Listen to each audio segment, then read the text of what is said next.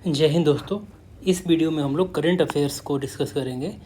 Specially इस video में हम लोग इकोनॉमिक्स और बजट वाले पार्ट को डिस्कस करेंगे, जो कि आगामी यूपीपीसीएस 2025 वाले प्री एग्ज़ाम के लिए इम्पोर्टेंट रहने वाला है। तो चलिए हम लोग बिना देरी किए हुए इसको स्टार्ट करते हैं। तो यूनियन बजट के बारे में कुछ फैक्ट्स है, उसके बारे में देख लेते हैं क्या है। देखिए, सबसे पहले फिजिकल डिफिसिट का कितना है हमारा 4.4% ऑफ जीडीपी है। फिजिकल डिफिसिट आपको याद रखना है कितना है 4.4% ऑफ जीडीपी। रेवेन्यू डिफिसिट कितना है 1.5% ऑफ जीडीपी।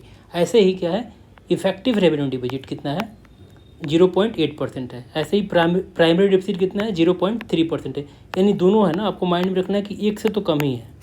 0.8 है इफेक्टिव रेवेन्यू डिफिसिट और प्राइमरी डिफिसिट कितना है 0.3% है। ऐसे ही जो हमारा डेप्ट है ना कितना है 56.1% ऑफ जीडीपी है। ये आपको माइंड में रखना है कि 56.1% ऑफ जीडीपी हमारा डेप्ट है। टारगेट क्या है गवर्नमेंट का कि 50% तक लाना है इसको, रिड्यूस करके 2030-31 तक। ठीक है, फाइनेंशियल ईयर 2030-31 तक इसको कितना लाना है 50% लाना है डेप्ट को। तो एक बार रिवीजन कर लीजिए। फिजिकल डिफिसिट कितना है 4.4%, रेवेन्यू डिफिसिट 1.5%। यानी सबसे ज़्यादा कौन है फिजिकल डिफिसिट है। ये आपको माइंड में रखना है कि 4.4% याद करना है आपको। ईजी भी है, फिगर देख के याद हो जाएगा। उसके बाद सारा क्या है 1 के आसपास है। रेवेन्यू डिफिसिट कितना है 1.5 है, ये 0.8 है, ये 0.3 है। 56.1% ऑफ डेप्ट है ऑफ जीडीपी का। अब देखिए लाइबिलिटी रिडक्शन गोल कितना है हमारा, इसको रिड्यूस करना है 50%, जीडीपी का 50% तक लाना है 2031 तक। लाइबिलिटी रिडक्शन गोल को क्या है कितना लाना है इसको 50% ऑफ जीडीपी बाई 2031 तक हमें इसको करना है। ऐसे देखिए डायरेक्ट टैक्स एग्जेम्पशन कितना मिला है 12 लाख तक कोई भी टैक्स नहीं लगेगा, इसको माइंड में रखना है। और 75,000 का क्या है स्टैंडर्ड डिडक्शन है। स्टैंडर्ड डिडक्शन कितना है 75,000 का। किसान जो क्रेडिट कार्ड है ना उसकी लिमिट को बढ़ा दिया गया है 3 लाख से 5 लाख तक। ये आपको माइंड में रखना है। तो इतना फैक्ट आपको याद कर लेना है। अब देखिए इसमें कुछ वही चीज़ें यहाँ पे है। अब देखिए इसमें कुछ चीज़ें है ना। अब देखिए एक्सपेंडिचर को एक बार देख लीजिए। जो हमारा एक्सपेंडिचर है ना सबसे ज़्यादा कहाँ पे हो रहा है डिफेंस पे हो रहा है। ऑब्वियस है क्योंकि हमारे पास चाइना है, पाकिस्तान है, बांग्लादेश है, जो भी नेबरिंग कंट्री है क्या है सब थ्रेड है, तो डिफेंस पे ज़्यादा खर्चा करना पड़ेगा। उसके बाद क्या है गाँव का विकास करना है, रूरल डेवलपमेंट, ये भी हमारा मेजर इशू है। पहला डिफेंस है, दूसरा रूरल है, तीसरा है होम अफेयर्स का है, और चौथा क्या है एग्रीकल्चर है, पांचवा एजुकेशन है, उसके बाद हेल्थ आ जाएगा। तो कम से कम एटलीस्ट आप 5 को याद रखिए। आप कोई निमोनिक्स बना लीजिए या ऐसे ही बार बार पढ़ के याद कर सकते हैं आप।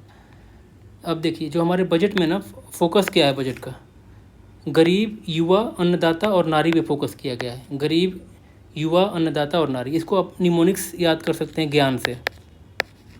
अब ज्ञान वर्ड याद रखिए, जी फॉर गरीब, वाई फॉर युवा, ए फॉर अन्नदाता, एन फॉर नारी। तो फोकस हमारा बजट का क्या है गरीब, युवा, अन्नदाता और नारी है। अब डेवलपमेंट के इंजन बताए गए हैं हमारे बजट में, क्या क्या है एग्रीकल्चर है, एमएसएमई है, इन्वेस्टमेंट है और एक्सपोर्ट है। तो इसको एग्रीकल्चर ईएमआई से याद कर सकते हैं आप। जो एग्रीकल्चर ईएमआई आपको पता ही है, सब लोग आईफोन लेते हैं ईएमआई पे ही आजकल, तो आप इसको याद कर सकते हैं एग्रीकल्चर ईएमआई से। इंजन डेवलपमेंट के इंजन कितने हैं 4 हैं जो हमारे बजट में बताए गए हैं, एग्रीकल्चर, एमएसएमई, इन्वेस्टमेंट, एक्सपोर्ट। और फोकस क्या है हमारा ज्ञान पे फोकस किया गया है, जी फॉर गरीब, वाई फॉर युवा, ए फॉर अन्नदाता, एन फॉर नारी। और थीम क्या है हमारे बजट का, सबका विकास ही हमारा बजट का थीम है। और हमारी जो फाइनेंस मिनिस्टर है निर्मला सीतारमन जी ने एक कोट से अपना जो क्या बोलते हैं उसको, अपना जो लेक्चर स्टार्ट किया था उसको क्या, उसमें स्टार्टिंग में क्या बोला था, ये वाला कोटेशन उन्होंने मेंशन किया था, a country is not it's soil, a country is it's people. ये वहाँ के एक तमिलनाडु के जो फेमस पर्सन है उन्होंने बोला था, उनका नाम क्या था जी अप्पा। आपको माइंड में रखना है कि जो कोट है ना जी अप्पा ने बताया होगा कहीं भी या बुक में लिखा होगा कहीं पे, a country is not it's soil, a country is it's people. Mind में रखिए आप इस चीज़ को। एक्सपेंडिचर देख लीजिए, एक्सपेंडिचर टोटल कितना है 50.63 लाख। 50.63 लाख कितना है टोटल एक्सपेंडिचर कितना है 50.63 लाख है।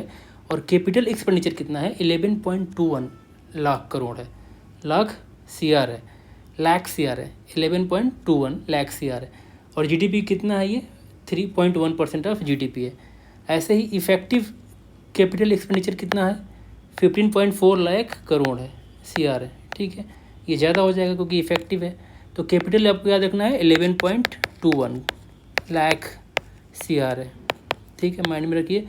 और ये कितना है 3.1% ऑफ GDP का, ये ज़्यादा इंपॉर्टेंट है। अब देखिए कुछ स्कीम के बारे में देख लेते हैं। प्रधानमंत्री धान्य कृषि योजना, धान्य कृषि योजना, इसमें क्या करना है ना कि 100 जो हमारे लो प्रोडक्टिव डिस्ट्रिक्ट है ना उस पर फोकस करना है। उसमें 1.7 करोड़ फार्मर्स को टारगेट करना है। ये आपको माइंड में रखना है कि 100 लो प्रोडक्टिव डिस्ट्रिक्ट को इसमें टारगेट किया जा रहा है। मिशन ऑफ आत्मनिर्भर इन पल्स, यानी 6 ईयर का ये प्रोग्राम है। पल्स, इसमें क्या करना है ना, पल्स के प्रोडक्शन को बढ़ाना है। तो इसमें तुम है ना, तुम याद रखिए एक, यानी T फॉर तूर दाल हो जाएगा, उड़द और मसूर, इस दाल पे फोकस किया गया है। स्पेशल फोकस इस पे किया जाएगा, तीनों दाल पे, और दाल पे भी किया जाएगा, लेकिन इन तीनों पे स्पेशल फोकस किया जाएगा। मखाना बोर्ड में देखिए बिहार में बना गया है। भारतीय भाषा पुस्तक स्कीम क्या है, डिजिटल बुक है इंडियन लैंग्वेज में, ये आपको माइंड में रखना है। भारतीय भाषा पुस्तक scheme, digital book in Indian language. Funds for startup, इसके लिए कितना पैसा बजट में पास किया गया है 10,000 करोड़, ये आपको फिगर याद रखना है। PM सूर्य घर मुफ्त बिजली योजना जो है ना, इसमें क्या स्कीम में क्या है 300 यूनिट जो है ना मंथली आपको 1 करोड़ हाउस को फ्री दिया जाएगा। 300 यूनिट तक 1 करोड़ हाउस का टारगेट है यहाँ पे, 300 यूनिट आपको माइंड में रखना है, ये वाला फिगर ज़्यादा इंपॉर्टेंट है।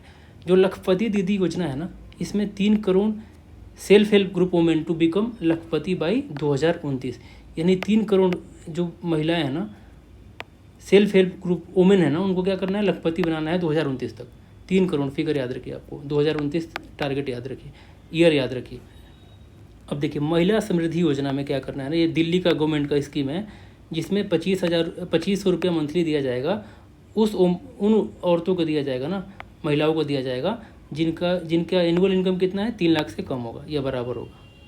अब एक गवर्नमेंट ने एक यूरिया प्लांट भी खोला है, कहाँ पे, नाम रूपम या नाम रूप जो भी है, आसाम में है, आपको माइंड में रखना है, प्रोनाउंस कर लीजिएगा अब इसको, नाम रूप ही होगा मेरे ख्याल से। यूरिया प्लांट लगाया गया आसाम में। अब देखिए इंडियन इकोनॉमिक्स पोजीशन को देख लेते हैं हम एक बार। GDP में हमारा रैंकिंग कैसे है नीति आयोग ने के हिसाब से। देखिए USA का जो है ना, USA पहले पोजीशन पे है, उसके बाद चाइना है, उसके बाद जर्मनी है, उसके बाद इंडिया है। इंडिया का देख लीजिए 4.18 ट्रिलियन है। हमने जापान को ओवरटेक कर लिया है, जापान 5वें नंबर पर आ गया, यानी 4th पोजीशन पे हमारा रैंकिंग है, याद रखना है आपको। पहले नंबर पे USA है, दूसरे पे चाइना है, तीसरे पे जर्मनी है, और हम जर्मनी को ओवरटेक कर लेंगे 2027 तक और 3rd लार्जेस्ट इकोनॉमी बन जाएंगे, ये माइंड में आप रखिए आप। अब देखिए FDI से और ट्रेड के बारे में एक बार देख लेते हैं क्या डेटा है। FDI में देखिए सबसे टॉप स्टेट पे कौन है रिसीव करने वाला FDI, महाराष्ट्र है। इतना हमने FDI रिसीव किया है 81.04 बिलियन डॉलर, ठीक है। महाराष्ट्र पहले पोजीशन पे है टॉप स्टेट में। टॉप सेक्टर कौन है, सर्विस सेक्टर है, 19% है, 39% महाराष्ट्र सबसे ज़्यादा, मतलब FDI किस स्टेट में ज़्यादा आ रहा है तो महाराष्ट्र में आ रहा है। और कौन से सेक्टर से आ रहा है तो सर्विस सेक्टर से आ रहा है 19%। ऐसे ही इस जो कंट्री किससे ज़्यादा, कौन सी कंट्री से ज़्यादा आ रहा है तो सिंगापुर से आ रहा है, ये आपको माइंड में रखना है FDI के बारे में। अब जो क्रूड ऑयल हम इंपोर्ट करते हैं ना, तो सबसे ज़्यादा कहाँ से इंपोर्ट करते हैं, रसिया से करते हैं 36%, उसके बाद इराक से, उसके बाद सऊदी अरब से, उसके बाद USA से। यही तो USA को खटक रहा है ना, तो ये आपको माइंड में रखना है। USA 4th पोजीशन पे है, फर्स्ट पे रसिया है, तो इसको आप ऐसे भी याद रख सकते हैं, रीसू इसका बना सकते हैं निमोनिक्स।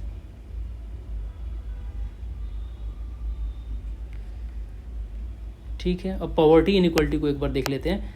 वर्ल्ड बैंक जो रिपोर्ट के हिसाब से ना 171 मिलियन जो इंडियन है ना, वो पॉवर्टी से, एक्सट्रीम पॉवर्टी से बाहर आ गए हैं 2011 और 23 के बीच में से, यानी लगभग कितने 17.1 CR, 17 करोड़ लोग पॉवर्टी लाइन से बाहर आ गए हैं इस टाइम के, इस पीरियड के दौरान। अब देखिए न्यू पॉवर्टी लाइन बनाया है क्या बना है न्यू पॉवर्टी लाइन। जैसे लो इनकम कब माना जाएगा, अगर आप डेली ना $3 कमा रहे हैं तो लो इनकम में आएंगे। लोअर मिडिल में कितना हो जाएगा 4.20, अगर आप डेली डॉलर कमा रहे हैं तो ये लोअर मिडिल में आ जाएगा। अपर मिडिल में कितना हो जाएगा 8.30 पर डॉलर पर डे, अगर कमा रहे हैं तो अपर मिडिल हो जाएगा। अब रेमिटांस के बारे में देख लेते हैं। देखिए सबसे ज़्यादा रेमिटांस कहाँ से आता है, यूएसए से, उसके बाद यूएई से, उसके बाद यूके। सब यू माइंड में रखना है आपको। USA, UAE, UK. यूएसए सबसे बड़ा पता लग जाएगा, उसके बाद यूएई, इसमें 3 वर्ड हैं, इसमें 2 है तो ये थोड़ा सा बाद में होगा, ऐसे आप लिंक कर सकते हैं। तो यूएसए, यूएई, यूके रेमिटांस के मामले में डबल हो गया है 8 साल, highest ever double in 8 years. यानी रेमिटांस कितना हो गया है $135 बिलियन, 0.46, तो 135 आप माइंड में रखिए, यानी 100 से ऊपर है। यहाँ पे ये जो कितना था, ये डेटा कितना था $81.04 बिलियन एफडीआई के मामले में। रेमिटांस पढ़ लिया हमने। अब देखिए ग्लोबल इंडिसेस में कुछ देख लेते हैं। लॉजिस्टिक परफॉर्मेंस इंडेक्स में ना इंडिया की रैंकिंग कितने 36 है, better than USA and Germany. अब सोचिए इससे भी अच्छा है हमारा 38। एसडीजी इंडेक्स, इंडिया इंडेक्स 2023-24 में क्या स्कोर कितना है हमारा 71 है। उत्तराखंड और केरला का स्कोर कितना है 79 है। बॉटम पे बिहार है, यानी एवरेज स्कोर कितना है भारत का पूरा 71 है, और उत्तराखंड और केरला फर्स्ट पोजीशन पे है, इनका स्कोर कितना है 79 है, और बॉटम पे बिहार है, आपको माइंड में रखना है। वैसे ही देखिए अब एक बार रिवीजन कर लेते हैं। Physical deficit 4.4% of GDP, India की जीडीपी रैंकिंग के हिसाब से कितनी रैंकिंग है, 4th पोजीशन पे है।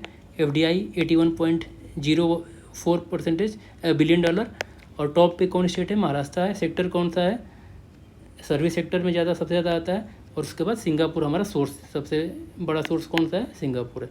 पावर्टी रिडक्शन में हमने 17 करोड़ से ऊपर लोगों को पावर्टी से बाहर लाया है 2011 और 23 के बीच में। रेमिटेंस कितना मिल रहा है हमें 135, सबसे ज़्यादा है पूरे वर्ल्ड में। अब देखिए न्यूक्लियर एनर्जी मिशन में टारगेट कितना है 100 गीगावाट का है 2047 तक। ऐसे ही एआई में कितना गवर्नमेंट ने बजट पास किया है 500 करोड़ का, ठीक है। और 200 डे केयर कैंसर सेंटर जो है ना 2026 तक क्या करना है, 200 दिनों का केयर, जैसे क्या किया जाएगा, कैंसर केयर के लिए हर ज़िले में बना दिया जाएगा। 2026 तक टारगेट है कि हर ज़िले में कम से कम 200 दिन तक कैंसर केयर के लिए व्यवस्था बनाई जाए।